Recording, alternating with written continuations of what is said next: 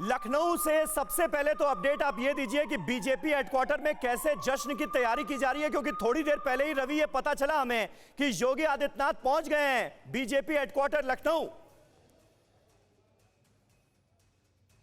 देखिए हेडक्वार्टर पहुंचे और कहने की जरूरत नहीं कि हेडक्वार्टर में जश्न का माहौल क्या होगा, लेकिन मैं इस वक्त 10 नंबर चौराहे पे हूं और यहां पर मीडिया का जमावड़ा लगा हुआ। और देखिए सबसे दिलचस्प बात क्या है कि जो मीडिया की जो जितनी भी वीडियो वॉल्स हैं वहां लोग रुकते हैं और चुनाव के नतीजों को, जो चीजें आप बता रहे हैं उसको बड़े ध्यान से लोग सुनते हैं, बड़े गौर से सुनते हैं।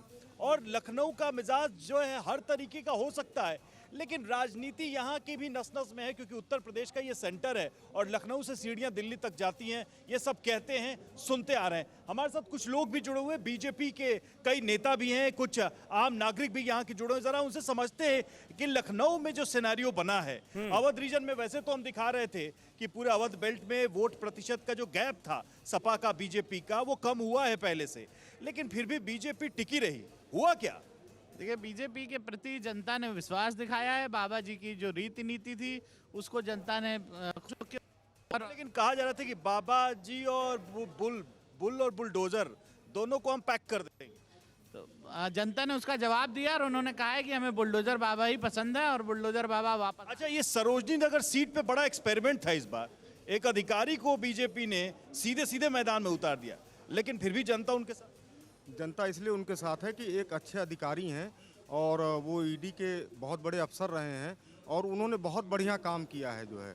और समझ लीजिए जो गृह मंत्री को जब उन्होंने बंद किया है, तो जब हमारे सरोज नगर विधानसभा से वो जो चुनाव लड़ रहे हैं उनको एक अच्छा पोर्टफोलियो दिया जाएगा। जश्न की क्या तैयारी है आज? बम बम है, जय बम है, बम बम है, बम बम जय। सब कह रहे हैं बाबा बुलडोजर आ गए, बुलडोजर चलेगा उन लोगों पर, अपराधियों पर। बिल्कुल चलेगा, क्या इसीलिए जनता ने वोट? बिल्कुल 11 तारीख से ही चलेगा बुलडोजर। असली बात आप बता नहीं रहे। नहीं, हुआ क्या? मैजिक क्या हुआ? अब जादू तो आप देख ही रहे हो सब।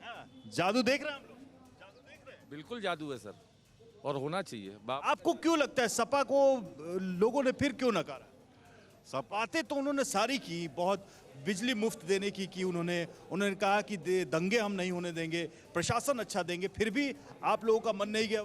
नहीं नहीं नहीं नहीं, बाबा जैसी सरकार नहीं है।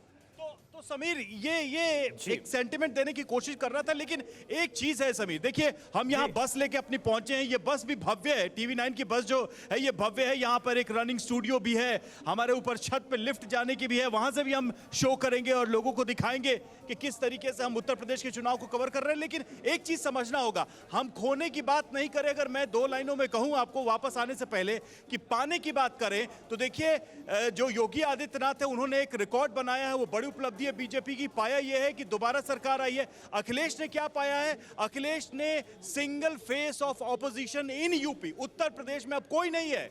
अगर बीजेपी के विरोधी के तौर पर कोई भी चेहरा हो, तो एक तरीके से अखिलेश ने अपने आप को स्थापित किया है। बीएसपी का हाल आप देख लीजिए, तो ये कहीं ना कहीं देखा जाए तो अखिलेश के लिए अपने पिता की छत्र छाया से निकलकर अपने रिवाइवल का ये पहला चरण था, जिसे उन्होंने पूरा किया। जीत से हालांकि वो बहुत दूर है। बीजेपी के लिए बहुत बड़ी उपलब्धि है कि दोबारा उन्होंने सरकार बनाई है और ये अपने आप में कई दशकों का रिकॉर्ड जो है तोड़ दिया बीजेपी ने। बिल्कुल रवि, आपने सही कहा कि कई दशकों का जो रिकॉर्ड है वो यहां पर टूटता हुआ नजर आया। करीब 3 दशक के बाद ऐसा होता हुआ नजर आ रहा है। हेमंत सर, मैं आपके पास आना चाहूंगा, क्योंकि अभी जिक्र हो रहा था जो समीर ने आपसे पूछा था वाराणसी साउथ का, और यहां पर नीलकंठ तिवारी जिनकी हार का भी जिक्र हो रहा था। मार्जिन बहुत कम है समाजवादी पार्टी के उम्मीदवार से, महज 200 वोट्स की मार्जिन से हार हो रही है। नहीं, वो उनके नंबर्स तो हैं 3000 कुछ 3500, पर वो 200 वोट पर वो कुछ रीपोलिंग रिकाउंटिंग की बात कर रहे थे। रिकाउंटिंग शायद अलाउ नहीं किया है, वो वहाँ धरने पर बैठ गए हैं, लेकिन नतीजा बना दिया गया है कि वो चुनाव हार गए। परवाह देश की, सोमवार से शुक्रवार रात 10 बजे TV9 भारतवर्ष पर।